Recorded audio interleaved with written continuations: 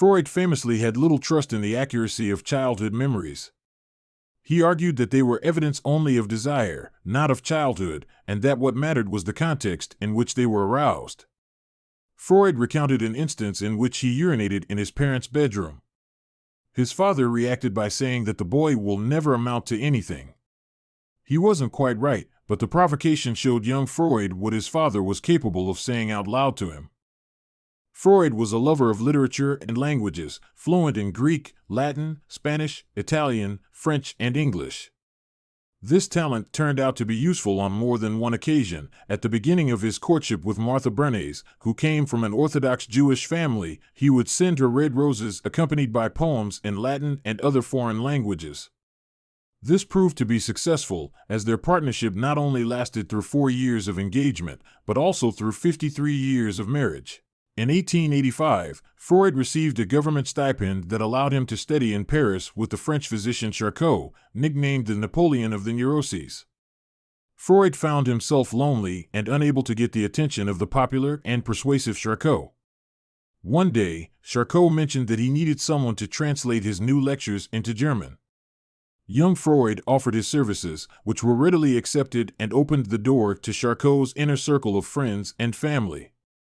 Despite his newfound social life, Freud didn't slack off. His translation was published before the original French version. It was no coincidence, argues Phillips, that Freud wrote his early, important psychoanalytical works between 1886 and 1900. During that period of time, he got married and had 6 children in 8 years. 2 of Freud's mentors, Ernst Wilhelm Ritter von Bruck and Charcot, as well as his father, died. Freud was thus faced with the issues surrounding childhood, sexuality, and loss, and turned them into the key themes in his publications.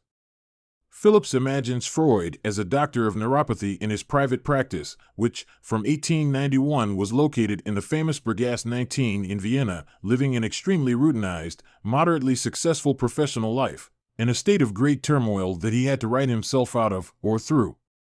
In a letter to his colleague Wilhelm Fliess in 1895, Freud ushered the hope that one day a plaque would commemorate him. Here, on July 24, 1895, The Secret of the Dream revealed itself to Dr. Sigmund Freud. A plaque that displays these words in German was erected in 1977 near the former location of the Bellevue Castle in Vienna, where Freud had an important dream. Freud's former Vienna practice is now a museum. A plaque commemorates the famous doctor, who was infamously uninterested in politics and only reluctantly left Austria after the Anschluss in 1938, and died in London the following year. Freud, writes Phillips, was good at finding people that could get him to the next chapter of his life. During his life, he had close and intellectually prolific relationships with several colleagues, including Fliess, who was among the first to describe the biorhythm, the physician Joseph Breuer, Alfred Adler, the founder of individual psychology, and psychiatrist Carl Jung, who established analytical psychology.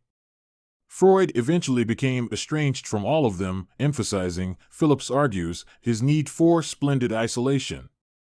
That didn't keep Freud, however, from naming his daughter Mathilde after Breuer's wife.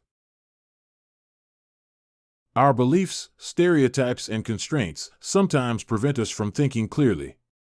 In this way, we give the words or actions of those around us a completely wrong meaning, which is the result of our insecurities and fears.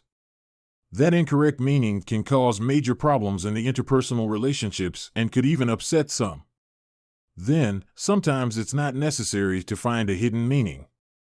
When in doubt, just ask. Life is usually very simple, but we complicate it ourselves.